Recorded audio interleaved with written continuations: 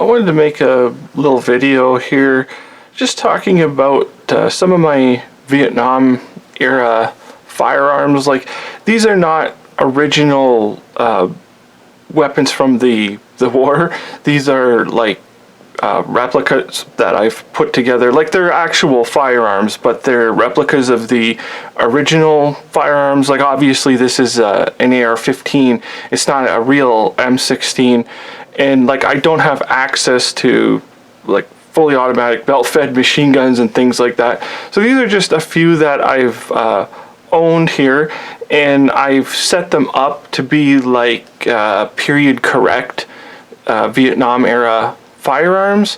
And so I figured I would just talk a little bit about them. I'm not going to necessarily go into every single mod that I've made to them, but I wanted to just talk about them and their sort of like their use in the war, like their significance, because like it's just a subject that I'm interested in.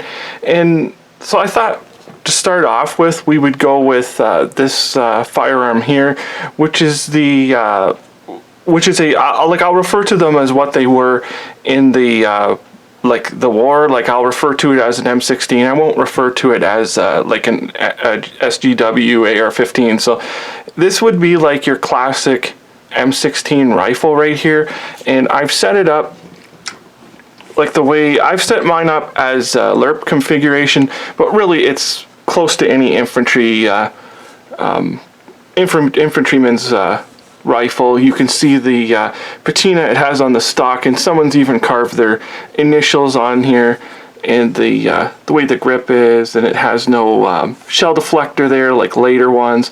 It does have the forward assist, so this would be like a sort of like a mid-series. I would guess that the majority of guys who served in Vietnam would have been issued a rifle exactly like this. I'm not sure how long the rifles without the forward assist, and they have the flash hider. I think they called it the duckbill style flash hider, where it's just like a 3-prong on there. I'm not sure how long those lasted, and those were the guns that in the early days got the bad reputation because guys didn't clean them properly, and I think most people know about the debacle they had in the early days. Like, it was just the guys had to be schooled and taught how to use these firearms when they were first issued. There was like a big mix up there about not cleaning them and everything, and that I believe has more to do with the guns that didn't have the forward assist. I think this would be your main production variant, and it's a great little gun, and they were issued with 20-round magazines, the same as like what this one has here. I'll pop it out. The magazine just looks like this. Of course, where I am, it's just a 5-round magazine, but it's this is an original period magazine. You can see the stamp on here, and then this one is a Universal made magazine. So I believe they used Universal, Adventure Line, and actual Colt Factory magazines. I believe those were the 3 that they used during the war, but this is your typical magazine here. And the firearm, I think, was actually a great firearm. There's some people that, for whatever reason, they kind of bash them, and they kind of go back to the early days when they were malfunctioning, and they solved that problem pretty quick. Like, this later variant would have had, like, I believe the chrome chamber and chrome bore in it, and it pretty much negated all the problems they had. And they also found that this firearm, being so light the way it is, with the 20-round capacity in it, it also, like, obviously mine doesn't, but they also had the fully automatic capacity, or the capacity to go fully automatic, and they were able to use it also, unlike the M14s that this gun basically replaced, where it was a pretty big gun to be using in full auto, which was a great advantage for the type of warfare it was in Vietnam. And also, like, it was simple for, you know, a 19-year-old guy to pick up and handle this weapon. It's not like a huge recoiling round or anything, and it was a really great gun. And this is this is just my example that I have here. It's I think it's kind of like, you kind of hear the story of like either people kind of loved it or hate it, one of those things. But I think if I had this firearm during the war, which I mean, it was like 20 years before I was born, the war started. So I mean, it's not like I could actually know, but I think if I had this during the war, I would have been pretty happy with it. Like it seems like a great gun, and obviously it's still in use today, or a variation of it anyways. So that's the M16 or M16A1 rifle, and I'll move on to another one. I'll just set that off to the side. And since we were already on that topic of the AR-15, I'll have a look at this one, which is like my favorite variation, which is the CAR-15, which looks just like this with the moderator. And this is not an XM177, which comes out later. This is actually a like CAR-15, where it has, like, mine again is a replica, and this is not like a real moderator, but the barrels were 10.5 inches, like just very short like this. It's really distinctive. You can tell it from the later XM177s, and they refer to it as the CAR-15. And I think it's a great little gun. This this firearm, you'll see it in movies a lot. Various guys will have them for whatever reason, but they were really issued to like security guys, particularly if you had a dog. Like, that's kind of how I have mine set up, is like the dog guys who were like running point and stuff, where they had the sling attached to the top of the firearm, because if you had a dog in that, you pretty much only had one arm, and you were only able to use your firearm with one arm. So this was a very handy gun to sling over and just use that way, and so it was perfect for that. And also guys, like if you were in like observations, or a dude with the radio, you've got a great big huge, of course back then they were great big huge radio packs, and to have a something like this, nice and small and handy, that you could carry around with you. And of course you'd be busy with your radio quite a bit, so having a full-size rifle that's more accurate and everything is not going to be that big a deal. I think you'd want something nice and small and compact, and so I think it's just a great weapon, and it was a really smart design that they did. There is a couple earlier variations of this. The earliest one, it has like cut down M16 stocks on it. It's a really like distinctive looking thing. I'm not sure how popular those were. And then after that, there's one that doesn't have, I believe there's one that doesn't have the forward assist on it. So we will have a look at the magazine here, which is pretty much the same. Yeah, see, this is a Colt magazine that I have in this one, which again, it's just like a 5-shot, like it's been pinned to the 5 shots here. So, and the magazine looks like that. So I'm not sure if I have an Adventure Line magazine or not. And here's the other marking on the front. I'm not sure. I'd have to look. But anyway, so that is this gun basically in a nutshell. Even though you see it in movies and that, and I assume like if a sergeant or a lieutenant saw one laying around, he could pick it up and use it if it's something that he liked or whatever. But they were mainly issued to like, also special forces would use it, because special forces pretty much could grab whatever they wanted in a nice handy gun like this. But it is not a special forces exclusive rifle. It was a more of a security or say a crewman type of weapon. So we'll get that out of the way.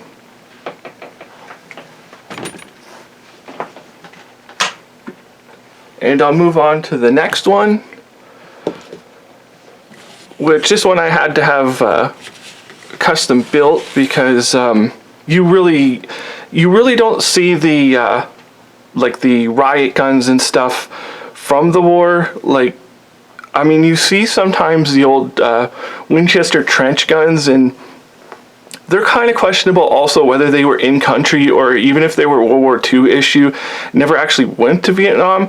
I'm guessing because the shotguns and stuff that were issued, as far as I know, they were mainly issued to like ARVN and South Korean troop or South Vietnamese troops.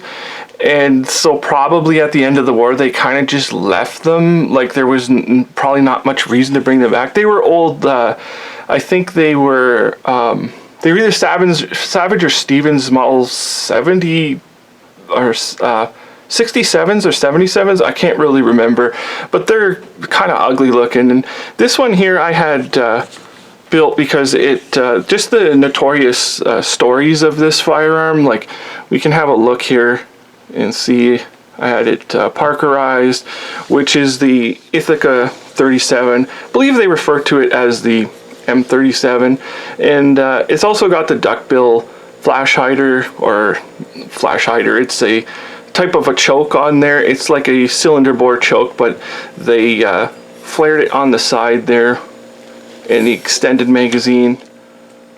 So it's a really interesting firearm, and I was always kind of fascinated with Platoon, the movie Platoon, with Bunny, how he was issued a shotgun when all the other guys had automatic weapons and that. So it was kind of something I really was into. And I also ended up reading a article in old magazine, one of the firearms, like it was like Guns and Ammo or something, where a Special Forces, Army Special Forces guy was talking about how he used one of these duckbill shotguns on one of the missions, and like their capabilities in that. And so I was always interested in it, and so I had this one custom made, and they were kind of an interesting thing. Like again, the South Vietnamese troops, a lot of them were issued with the shotguns, and you'll see them in pictures, guys carrying them around in the jungle.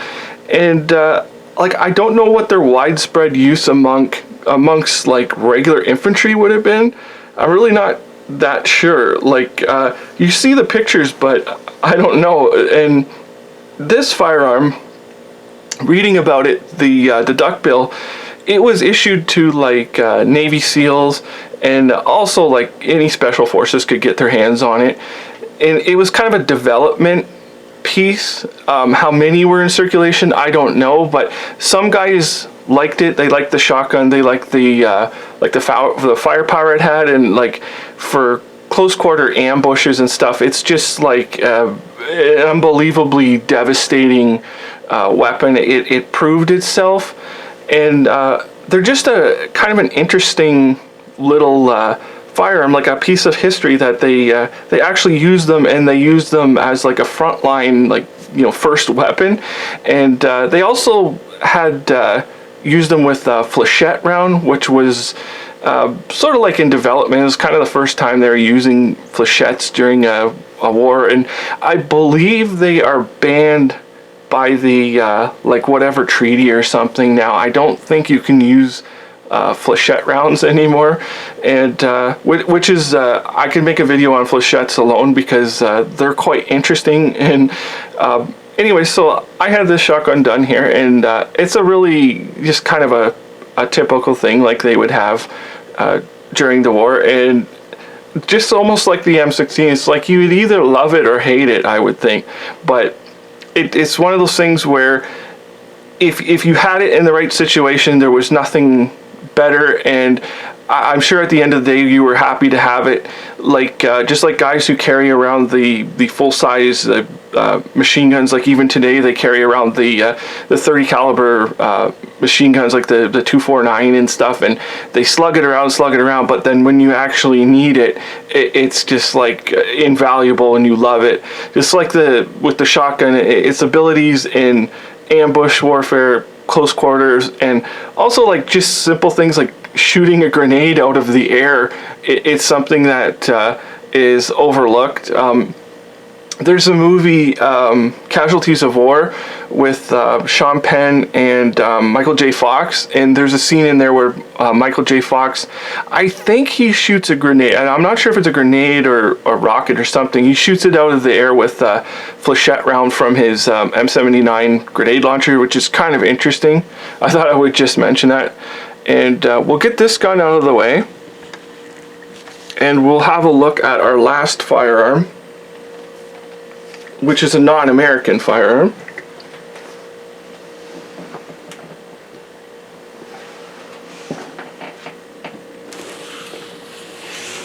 And we'll slide this up. So this is our Chinese SKS. It looks just like this, with the spike bayonet. And this firearm, like, is it's not one of my favorite firearms of all time, but you seem to come across them and they are actually quite interesting. There's a huge backstory to them, and the during the war these were quite plentiful. You'll see them in all kinds of pictures, and everybody knows that it was used during the war, especially these Chinese ones with the spike bayonet. Like, I believe you will see the Russian variations with the blade bayonet, but the vast majority of firearms that you see the VC in that using would be the spike bayonet version. And thinking about it, like, this would have been an excellent weapon for what the VC were doing during the war. Like, a gun like this, which is a 10 round, like 7.60 by 39, same as the AK, and it just has a small little box magazine. Like, it would normally have a 10 round capacity, and you'd think, why wouldn't you just have an AK with a 30 round magazine? But you have to look at this, how simple it is, and it would be a lot easier to conceal something like this if you were like, if you had your little hut or whatever and you had to bury something. This doesn't stick out as much as a long magazine. Also, you can crouch down in the grass, you can go in a tree, and there's nothing to snag or anything like this. It's excellent weapon for guerrilla warfare. It's just the perfect weapon. You have to also remember that they were into hit and run ambushes, constantly, like, melting into the jungle, shoot a few rounds, melt back into the jungle. And this is the firearm for that, because it's again, you can lay down on the ground with it, you can dump your rounds out and go. Also, the at the time the war was, everybody was kind of going to the AK-47 platform. So these weapons, everybody was ready to dump these off. The Russians and the Chinese made millions of these things. So sending these to a small guerrilla force like the Viet Cong, who have no money or anything like that, like, they don't have any problem dumping weapons like this from, like, a huge army onto a small guerrilla force like that. And it's a very rugged, well-built, heavy firearm. Like, it does its job. Like, today it's pretty much outclassed by everything. Myself, I don't even prefer shooting it, but it really was a great weapon when you consider the type of warfare that was being waged by the guerrillas. And they obviously had tremendous success with them, even though we think of, hey, it's only a 10-shot semi-auto, it's not even a full auto weapon, and yet it turned out to be a great firearm for that situation. So this is just my video of, like, I wanted to just kind of talk about some of my Vietnam weapons and give some information on them, and that's pretty much it. And also, I should say, it's not like I'm an expert or anything that you hear. If I get something wrong, I get it wrong, and I'm no expert. If you've got anything you want to add to the video, just feel free to put in a comment, or your own personal experiences, or whether you like something or don't like something. Just throw it in the comments. It's perfectly fine. And really, other than that, thank you for watching.